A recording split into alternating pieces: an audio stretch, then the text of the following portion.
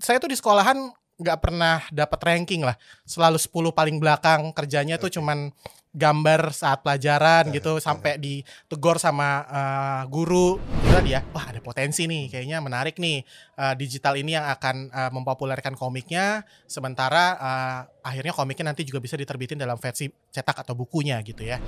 Boleh uang, boleh juga gitu. Betul. Tapi kalau hanya uang, maka ketika ada uang lebih besar di luar komik, maka akan kita tinggalkan itu berkomiknya. Maka strong purpose di sini bisa jadi lebih dari sekedar uang. Podcast Literasi Digital. Podcast Literasi Digital. Podcast Literasi Digital. Halo teman-teman, kalian sedang menyimak podcast Literasi Digital. Nama saya Rane Hafid yang akan menjadi pemandu acara untuk kali ini, dan podcast Literasi Digital ini membahas berbagai hal seputar literasi digital di Indonesia dengan para pakar di bidangnya. Dan juga untuk informasi bahwa podcast ini bisa disimak di channel YouTube Siberkreasi dan juga di channel Spotify dari Siberkreasi. Nah, tamu kita hari ini banyak dikenal dengan nama si Juki. Gitu. Makanya saya senang sekali bisa ketemu sama si Juki hari ini, dan si Juki yang asli gitu, bukan si Juki yang ada di komik-komiknya gitu ya. Jadi langsung saja kita berkenalan dengan Mas Faza Meong. Beliau ini adalah pencipta komik dan tokoh si Juki, founder dari Pionicon, Visual Storytelling Content and Licensing Company, dan Connectun atau Indonesian Pop Culture Hub. Nah, langsung aja kita ketemu dengan Mas Faza Meong. Apa kabar, Mas? Luar biasa. Gila, seneng banget bisa ketemu sama si Juki. Mirip lo main Enggak, gue mau klarifikasi. Oke. Di komik Juki selalu ada gue. Jadi gue bukan si Juki. Oh, oke. Gue adalah orang yang mengeksploitasi si Juki. Menjadi ladang duit, itu aja. Oke. Itu sampai ada bukunya, Jukinya marah-marah, isinya cuma ngomel-ngomelin gue doang. Gue dieksploitasi, gila, gue dipakai di sini. Ada itu bukunya sendiri. Ya, asal bagi rata aja. Asal bagi rata. Oke, dan teman-teman, karena kita semua ini udah di swap, sudah di dalam studio, dan juga untuk kepentingan audio supaya lebih bagus, kita akan lepas masker kita sebentar selama ngobrol, dan sedikit pesan sponsor juga, tetap selalu pakai masker dalam keadaan apapun gitu ya, kecuali memang sudah melalui swab atau tes antigen untuk supaya keamanan kita bersama gitu. Oke, kita akan buka.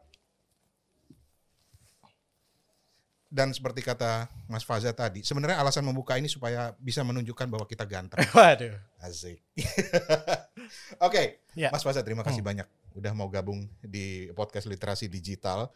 Di bagian-bagian awal ini kita akan lebih kenalan dulu deh dengan siapa sih sosok Faza Meong ini, walaupun udah cukup dikenal lah gitu.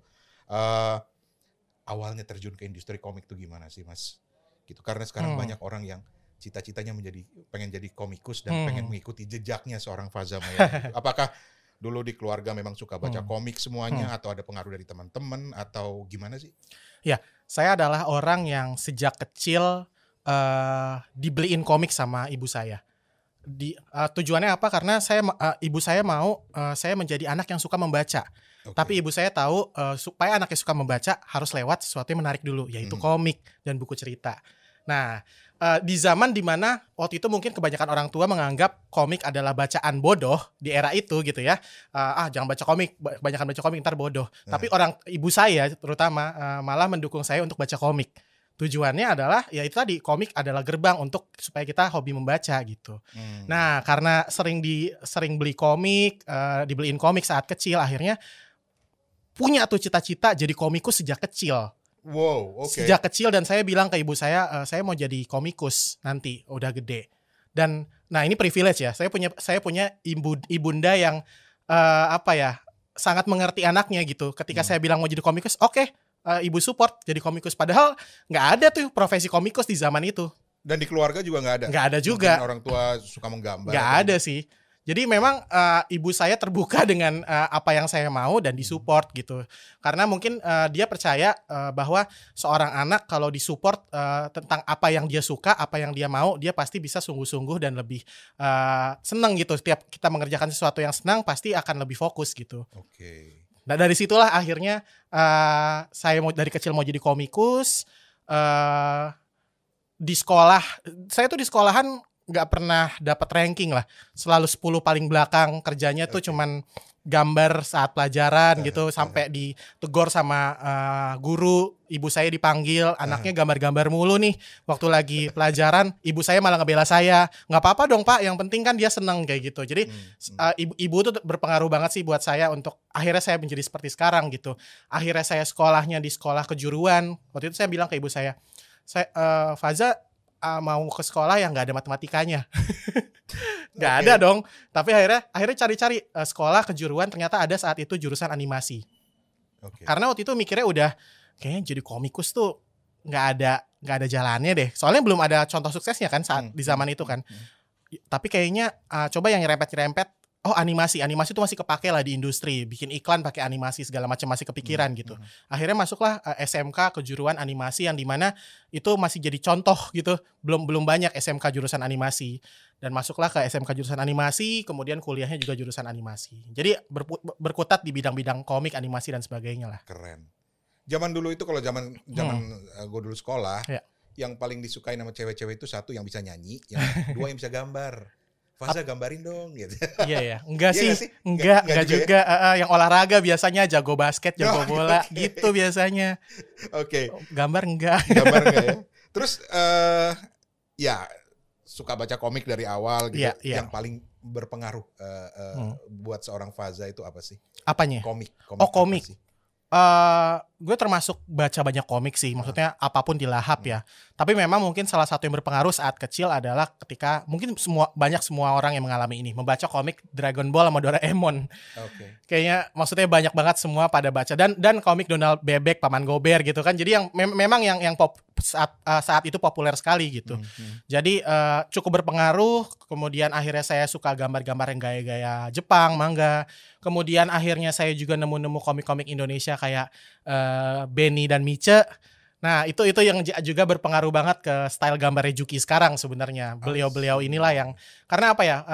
Mereka bikin komik kritik sosial, kritik politik di era dimana mungkin kritik lumayan belum bisa terbuka sekarang gitu. Nah, dari situlah juga banyak akhirnya terinfluence dari mereka juga salah satunya gitu.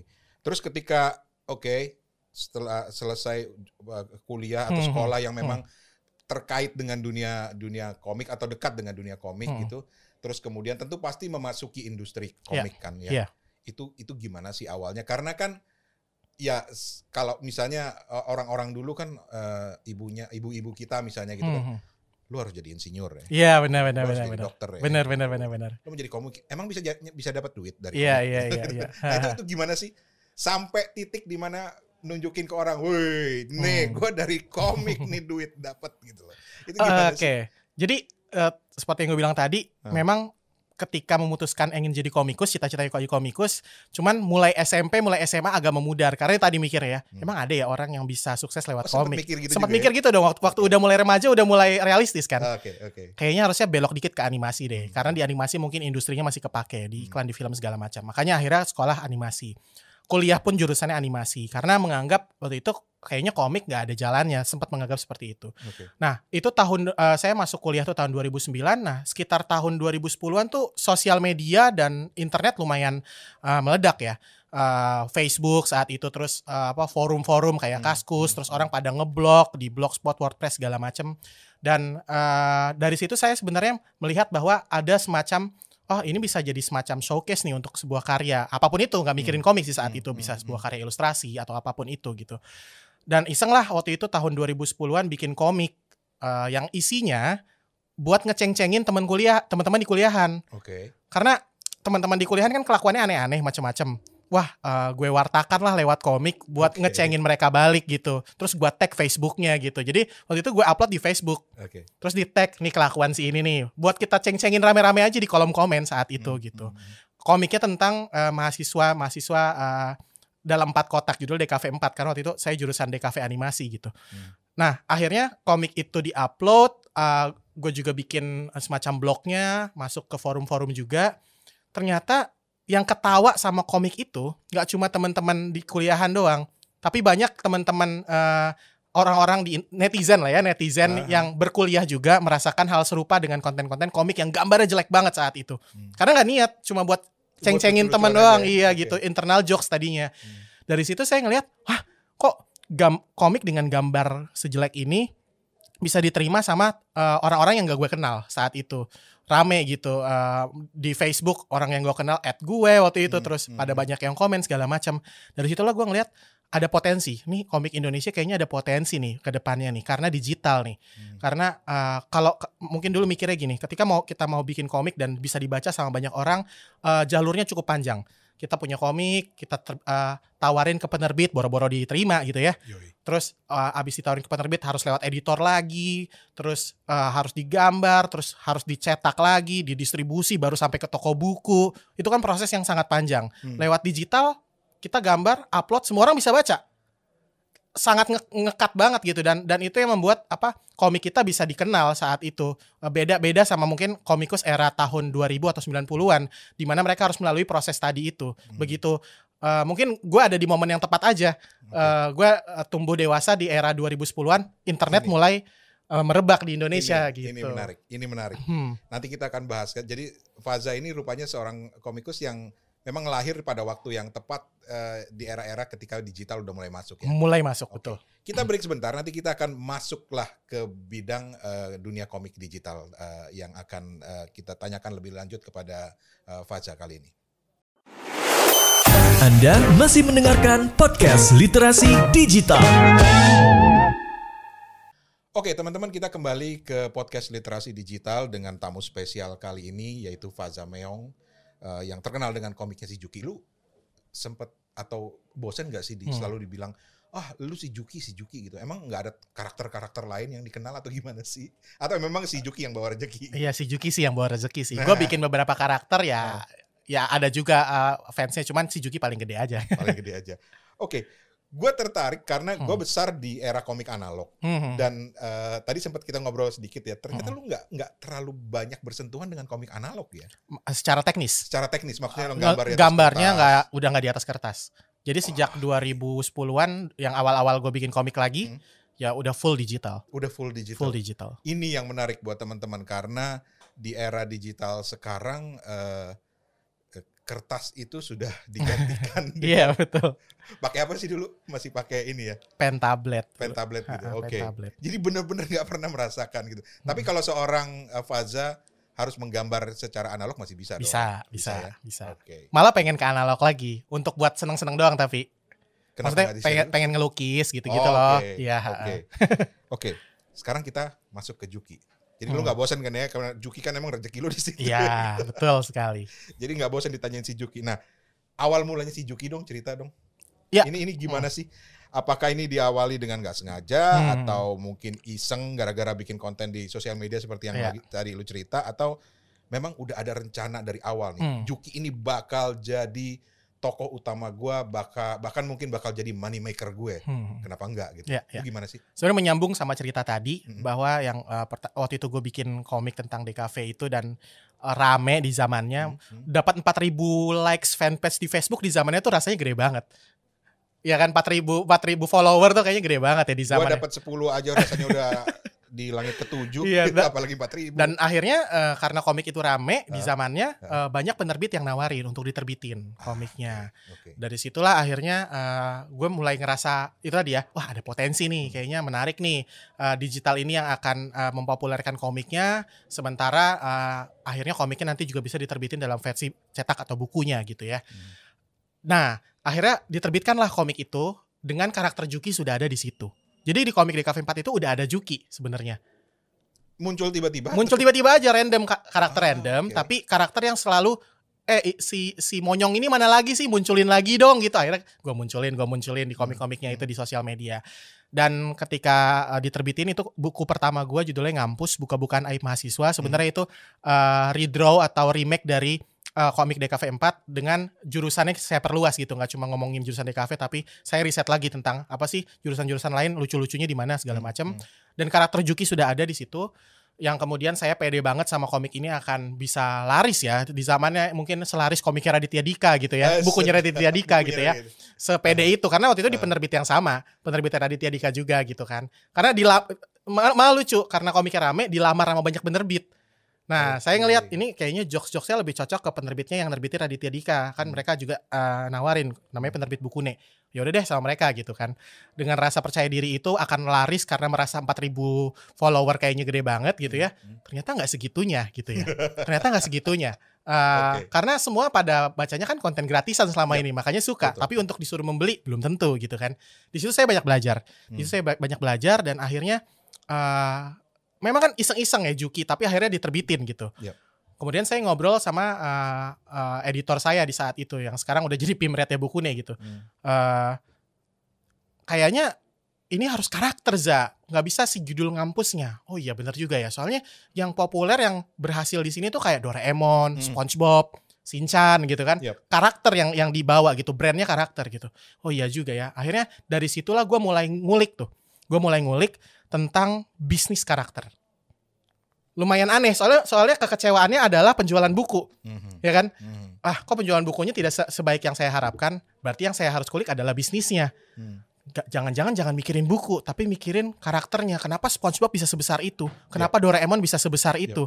Kenapa Mickey Mouse bisa sebesar itu? Nah, akhirnya ngulik-ngulik.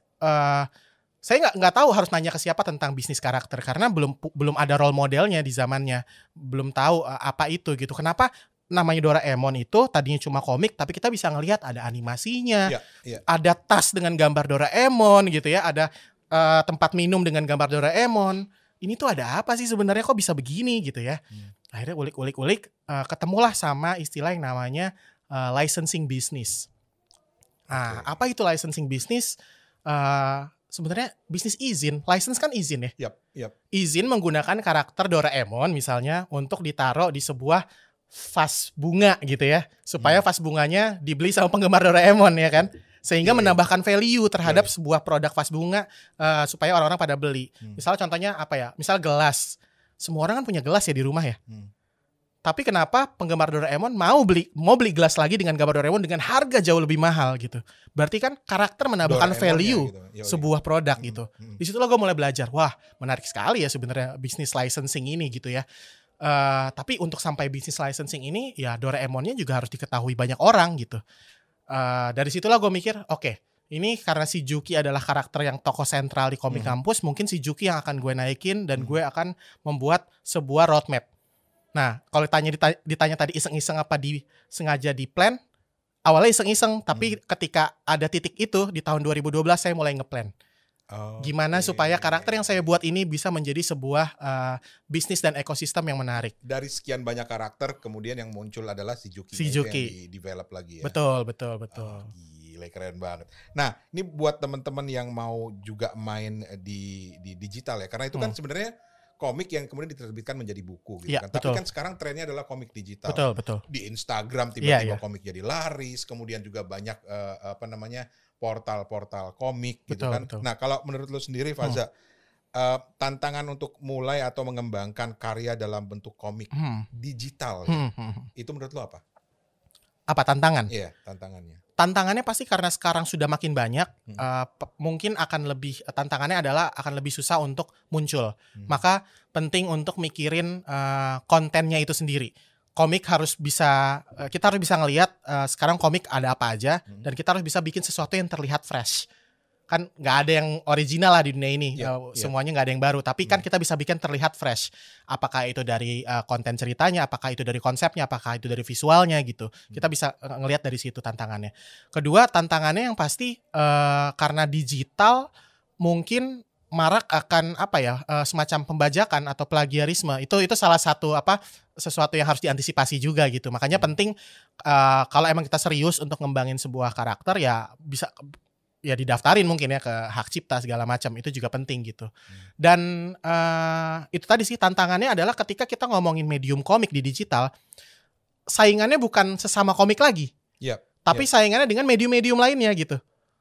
Kalau dulu perjuangannya di toko buku, wah saingan kita komik luar nih, komik Jepang gitu ya. Tapi ketika kita masukin digital, saingannya macam-macam ya, video YouTube, podcast, apalagi konten-konten video, konten-konten macam-macam lah yang ada di internet itu semua jadi semacam saingan karena orang tiap hari buka handphone dan melihat banyak konten berseliweran gitu ya.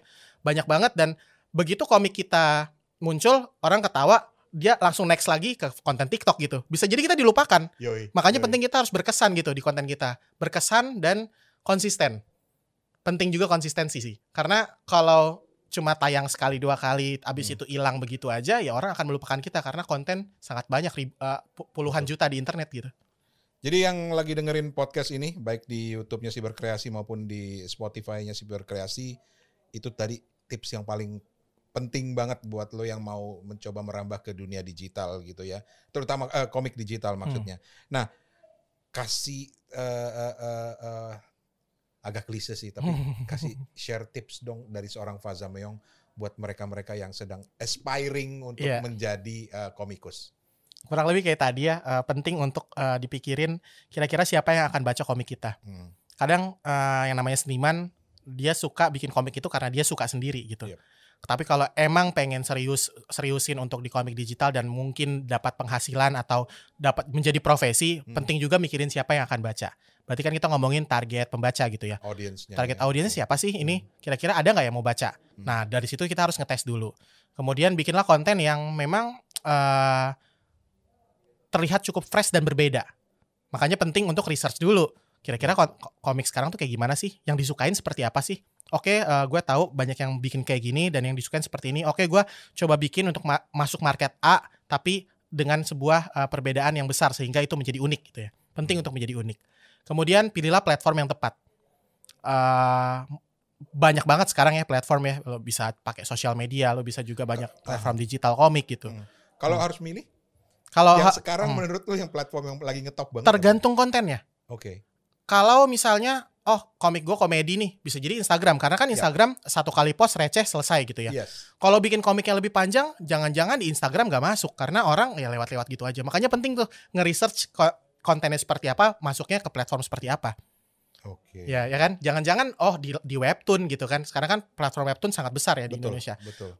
Kalau yang bisa komik yang lebih panjang, jangan-jangan di webtoon gitu. Jadi tergantung balik lagi ke kontennya sih kalau milih platform. Oke. Kita akan ngobrolin lebih banyak soal itu karena teman-teman yang juga pengen menjadi seorang komikus seperti Faza juga pasti lagi mikir nih prospeknya ke depan seperti apa. Tapi kita break dulu sebentar lagi. Anda masih mendengarkan podcast Literasi Digital. Teman-teman, kita kembali lagi di podcast Literasi Digital. Sekali lagi, podcast ini bisa didengarkan melalui channel YouTube Siberkreasi atau juga di channel Spotify-nya Siberkreasi. Tinggal pilih mau nonton atau mau dengar audionya atau melihat wajah gantengnya si Juki. Gue bilangnya Juki lagi. Karena itu adalah tamu kita kali ini, yaitu Faza Meong atau lu kenapa dipanggil Faza Meong sih? Nama aslinya siapa sih? Ya ada nama aslinya, cuma kalau Faza Meong itu memang ceritanya panjang sih ya. Itu kayak berjilid-jilid itu kalau mau diceritain. Gitu Enggak ya? Bercanda. Gue suka kucing doang. Karena suka kucing. Iya, nama dari dulu aja sih, terus ke bawah sampai sekarang. Oke. Ini kita lanjutin lagi soal industri ya sebenarnya. Kita masuk ke industri soalnya gini. Kalau ngelihat sekarang perkembangan platform media sosial gitu ya dan juga self-publishing, publikasi secara mandiri, itu menurut lu apakah itu bisa mendorong kemajuan industri atau ekosistem komik di Indonesia atau masih belum cukup atau ada sesuatu yang mungkin harus memicu untuk supaya bisa lebih besar lagi? Oke, sebenarnya sejak 2015 sejak platform yang dari Korea namanya Line Webtoon masuk di Indonesia, itu membuat komik Indonesia terutama menjadi bacaan, tidak hanya bacaan komunitas saja. Tapi sudah sampai akhirnya dibaca sama publik karena platform Line Webtoon ini. Kenapa? Karena Line itu kan banyak dipakai sama anak muda ya, aplikasi chatting Line ya. Terus kemudian mereka mengeluarkan platform Webtoon sehingga pengguna lain juga akhirnya baca Line Webtoon itu gitu. Dan dari situlah meledak sekali komik Indonesia sih, gara-gara Line Webtoon itu gitu. Genre-genre seperti drama, romance, action segala macam ada kesempatannya, nggak cuman komik-komik receh kayak Juki yang ada di Instagram gitu ya. walaupun ya yang Instagram udah lebih dari udah sebelumnya gitu, sejak tahun 2013-an 2014-an mungkin komik-komik di Instagram ada. Tapi kan ya mostly karena formatnya begitu aja ya, cuman bisa dinikmati mungkin yang genrenya komedi gitu ya, atau yang pendek-pendek gitu.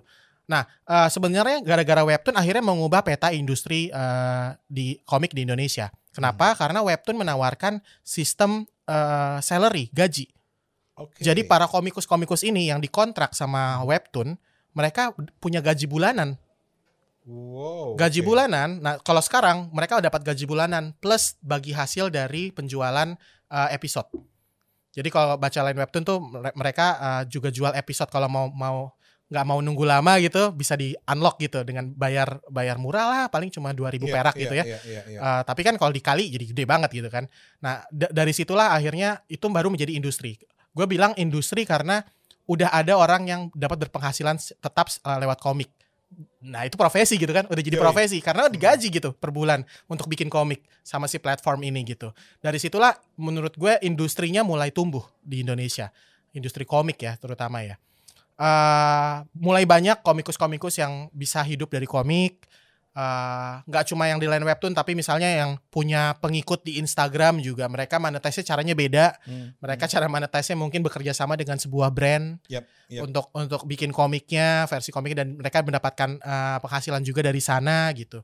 Jadi mulai beragam cara mendapatkan benefit dari komik itu tersendiri gitu. Mulai era-era ya 2015-an, 2014 gitu mulai rame gitu. Tapi menurut lo ada prospek lain gak sih, atau ada hal yang belum dipelajari atau dijelajahi lebih banyak oleh para komikus selain misalnya webtoon, fenomena di Instagram? Kedepannya apa lagi platform-platform media sosial yang menurut lo bakal bisa gitu loh? Kedepannya menurut gue sih kalau istilahnya kalau nggak mau di situ-situ aja gitu ya, kreator harus mulai paham bahwa komik hanyalah sebuah medium. Core-nya ini adalah IP, intellectual property. Gitu. Kayak si Juki ini IP nih. Komik hanyalah medium penyampai ceritanya gitu. Maka jangan berhenti mikir di komik saja. Kalau gue mikirnya gitu ya. Mungkin nanti juga bisa dikembangkan tergantung kontennya gitu. Kalau kayak si Juki kan sekarang dikembangkan udah jadi sebuah film layar lebar. Terus jadi series juga. Kita ada series di Disney Plus. Terus ada merchandise-nya dijual juga. Jadi 360 mikirnya. Bahwa IP ini adalah core-nya. Bisa ditranslasikan, bisa ditransfer ke berbagai macam medium yang nanti menghasilkan juga gitu. Harus nggak tahu ya, kalau mau lebih besar mikirnya harus agak arah ke sana gitu, kreator-kreator ini nggak bisa mungkin cuma di komik, tapi kalau mau di komik juga ya fine gitu. Ada juga yang mikir cuma enggak, gue cuma mau komik doang, oke juga gitu. Berarti Juki ini sudah merupakan intellectual property ya. Betul. Udah nongol di gelas atau di pot gitu belum? belum sampai situ. Kalau sampai situ keren banget kali ya. Tapi udah di produk-produk minuman gitu-gitu udah ada. Gitu kan, minuman si Juki gitu bisa. Udah ada itu. Udah ada ya? Udah ada. Kalau beli fruity pasti ada gambar si Jukinya. Keren. Tuh, jadi bukan cuma sekedar komik teman-teman, banyak kesempatan. Oke. Sekarang gue pengen balik ke ekosistem industri komik di Indonesia ya. Karena komik itu kan banyak kiblatnya, banyak influence-nya gitu. Kalau menurut lu sendiri, komik-komik kita sekarang ini banyak kiblatnya dari mana sih? Dari Jepang kah? Atau dari Amerika Serikat? Atau mungkin dari Belgia yang juga terkenal dengan gaya-gaya realisnya gitu? Atau memang kita punya style sendiri? Kalau menurut lu gimana? Kalau gue termasuk orang yang nggak mikirin itu style apapun itu. Kalau gue lebih ke cerita ya. Tapi memang menarik untuk ngebahas style visual karena tiap zamannya punya gaya visual yang populer yang berbeda-beda. Misalnya komikus zaman dulu kenapa gaya-gayanya kayak komik Amerika? Karena di zaman itu, misalnya di zamannya apa ya? Di zamannya Gundala gitu ya, si Buta dari Gua Hantu. Karena mereka mungkin komik yang populer saat itu adalah komik-komik DC, Marvel gitu ya. Karena mereka terekspos pada komik-komik itu gitu. Maka mereka akan stylenya akan seperti itu. Ketika tahun 90-an manga Jepang ramai banget gitu ya, penerbitnya Alex Media Computindo dan nerbitin banyak komik Jepang, maka anak yang tumbuh di era itu akan meniru gambar itu juga gitu, akan terinfluence sama gambar itu. Nah, sekarang ada wave baru nih kalau ngomongin gaya. Komik gaya Korea webtoon. Korean webtoon. Kan webtoon ini dari Korea kan? Mereka juga selain ada komik Indonesianya, mereka juga mengimpor banyak komik Korea. Dan itu akhirnya komik Korea tuh sebenarnya mirip-mirip sama komik Jepang, tapi mulai kesini makin menemukan stylenya sendiri gitu. Dan banyak yang terinfluence akhirnya sama gaya-gaya webtoon Korea gitu. Dan menurut gue soal gaya itu adalah sebuah proses gitu. Osamu Tezuka juga dulu sebenarnya god of mangganya Jepang ya.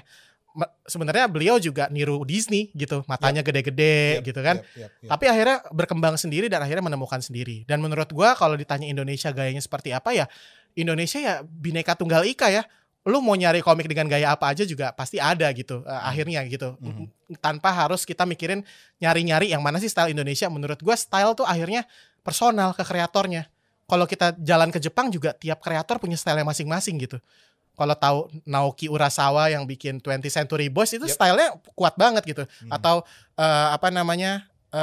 yang bikin Junji Ito, horornya kan gaya visualnya juga kuat banget. Jadi bagi gue akhirnya style itu ya personal, bukan dalam ruang lingkup negara. Oke. Walaupun memang influence dari apa yang sedang populer tetap berpengaruh juga ya.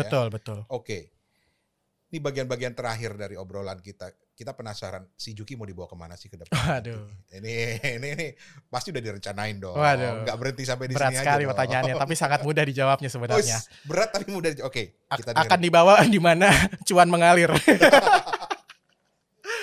Ya, gini, menurut gue sih dibawanya kemana? Ya benar juga jawaban tadi. Di mana cuan mengalir? Pastilah, itu pasti gue jalanin. Pasti kan? Karena gini, gue ngerasa Juki ini punya semacam bukan beban ya, tanggung jawab untuk menjadi sebuah role model di industri. Film akhirnya si Juki dari komik jadi film itu pertama di eranya gitu ya. Jadi pionir juga gitu. Akhirnya jadi series juga akhirnya pertama gitu.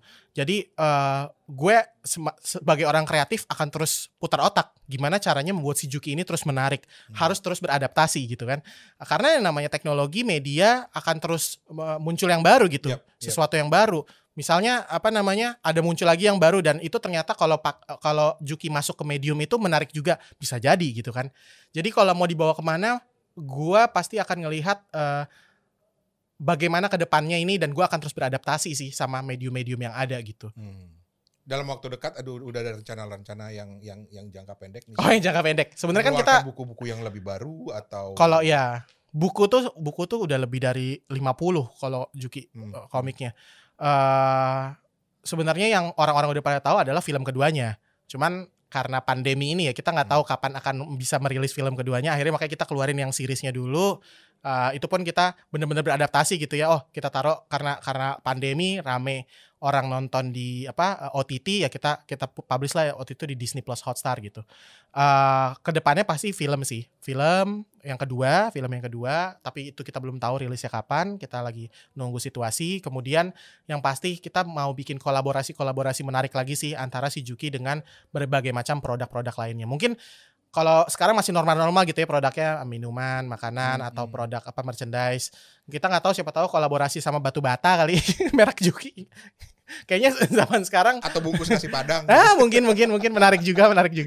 Keren juga bisa. Pokoknya ya perbanyak kolaborasi aja sih sekarang akhirnya. Oke.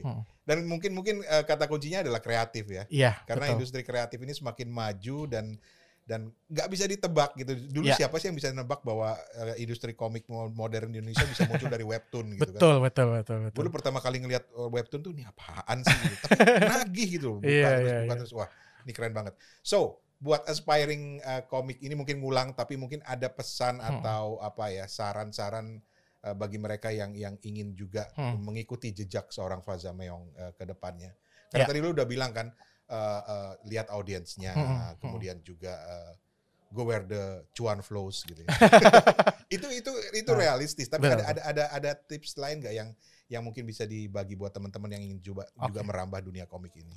Yang pasti kita harus punya strong purpose sih, harus punya tujuan yang kuat ketika kita bikin komik.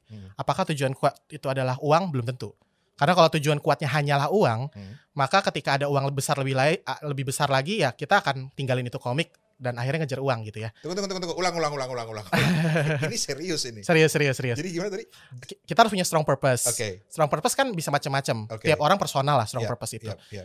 boleh uang boleh juga gitu. Betul. Tapi kalau hanya uang, maka ketika ada uang lebih besar di luar komik, maka akan kita tinggalkan itu berkomiknya. Oke. Maka strong purpose di sini bisa jadi lebih dari sekedar uang. Misalnya kalau gue punya strong purpose gue pengen lewat si Juki ini gue bisa ngebuka jalan untuk banyak orang, untuk banyak industri. Oke. Gitu. Maka ketika itu belum terjadi, gue akan terus-terusan gitu. Gue akan usahain itu gimana caranya. Gue pengen komik Indonesia, animasi Indonesia bisa jadi raja di negeri sendiri. Itu itu aja belum terjadi menurut gue, dan gue harus terus berusaha. Nah, itu yang namanya api semangatnya yang akan terus bikin gue jalan terus gitu. Makanya paling penting kita punya strong purpose pertama, satu. Kedua, seperti yang tadi gue bilang, tentuin audiensnya segala macam. Ya. Paling utama adalah ujung-ujungnya konsisten. Karena percuma komiknya bagus banget, udah mikirin target audiensnya, tapi cuma keluarnya sekali, 2 kali, ya orang lupa gitu. Sebulan 1 gitu. Iya, sebulan 1 tapi konsisten gak apa-apa dong. Oh iya, bisa ya. Bulan berikutnya orang akan nunggu, berikutnya. Lagi, jadi konsisten tuh menurut gue penting. Bukan sering tapi konsisten gitu. Pertanyaan pendek, mungkin agak-agak aneh tapi ini kadang-kadang menjadi masalah juga. Buat mereka yang calon mertuanya masih menanyakan, emang bisa anak gua dihidupin dari komik? Lu mau bilang apa buat mereka? Aduh, gak tahu, susah banget ya jawabannya ya. Iya kan? Iya. Gak tahu coy. Masa sebut nama gue? Cuman maksudnya gak ada jaminan. Gini, semua profesi itu gak ada jaminannya bisa sesukses apapun ya. Asal lo bisa ngejalaninnya dengan fokus, dengan strategi yang tepat, ya mungkin lo akan berhasil gitu. Tapi kalau ditanya seperti itu, wah itu pertanyaan yang susah buat orang itu. Kalau buat gue kan gampang ya. Jadi gitu, kalau pertanyaan susah ada calon mertua yang nanya, ke Juki aja. Gitu. Tapi maksudnya ya harus banyak lah orang-orang kayak gue lagi supaya profesi komik semakin komikus semakin seksi ya di mata mertua gitu ya. Itu tugas kita bersama lah untuk ngebangun industri kreatif supaya lebih besar lagi. Wahai para mertua, dokter udah banyak, presiden udah banyak, komikus masih perlu lebih banyak. Anyway, thank you banget. Thank you. Terima kasih banyak. Dan teman-teman, Anda baru saja mendengarkan podcast Literasi Digital, persembahan dari Siberkreasi. Dan terus simak podcast-podcast yang lainnya. Gua Rane Hafid, pamit. Terima kasih banyak sekali lagi, Faza. Thank you. Terima kasih, dan kita jumpa di episode berikutnya. Podcast Literasi Digital. Podcast Literasi Digital. Podcast Literasi Digital.